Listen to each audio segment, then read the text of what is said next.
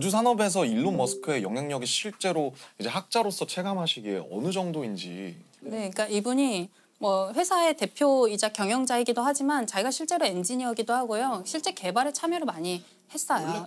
원래 페이팔을 만들었었죠? 네네. 페이팔을 하면서 돈을 엄청 끌어모아서 네. 그걸로 성공한 돈을 이제 우주에다가 뿌리고 있죠, 지금.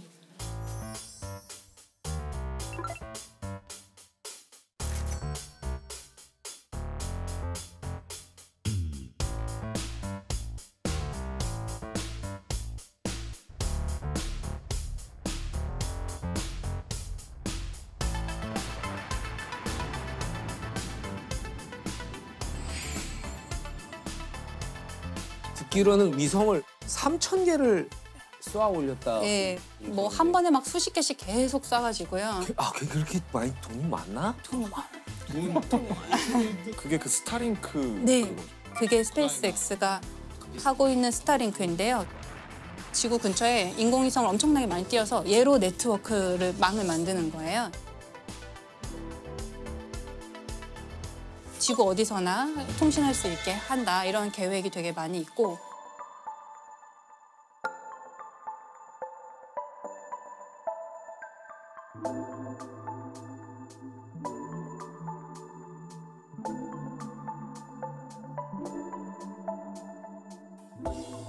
사실 정말 궁금했던 게 인공위성을 스페이스X에서만 쏘아 올린 게 3,000개가 된다고 하잖아요.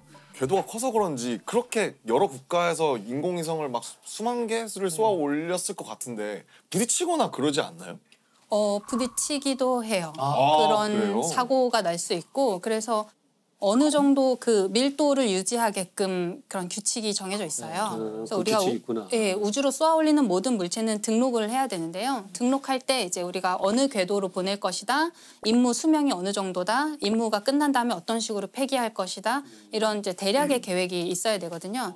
근데 문제가 되는 것은 거기에 참여하지 않고 자력으로 등록하지 않는 물체를 올리기도 해요. 왜냐하면 이게 등록 안 했다고 해서 처단할 수 없거든요. 뭐 불법도 아니고. 그렇죠. 그 갔는지도 모르니까. 이제 지구 규모에서는 뭐 새로운 게 올라왔는지 안 올라왔는지를 알기는 어렵잖아요. 그래서 거기에 이제 참여하지 않으면 그런 미확인 비행 물체들이 정말. 근데 진짜 최근에 뭐 이렇게 기사 보니까 우크라이나 전에 전쟁에 있어서 그것들의 정보를 제공하거나 이런 위성들을 우리가 이제 파괴하겠다. 그러면 만약에 거기서 쐈다. 그럼 미국이 가만히 있지 않을 테고. 이러면 진짜 우주 전쟁이 벌어지는 거 아니에요?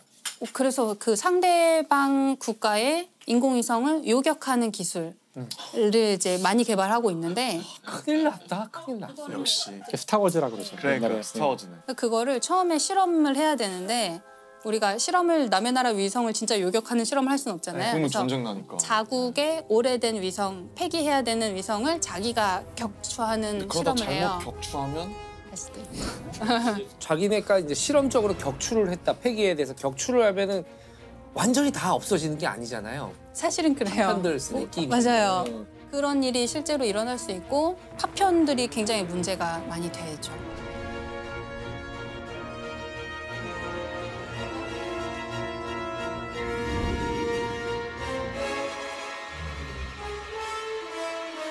실제로 민가에 떨어져가지고 그러니까 그게 떨어질 수도 있는 거죠? 떨어질 수도 있어요. 대개는 이제 바다로 떨어지게 통제를 하는데요. 애초에 통제가 잘 안 되는 고장난 뭐 이런 경우에는 어디로 떨어질지 통제하기 어렵죠.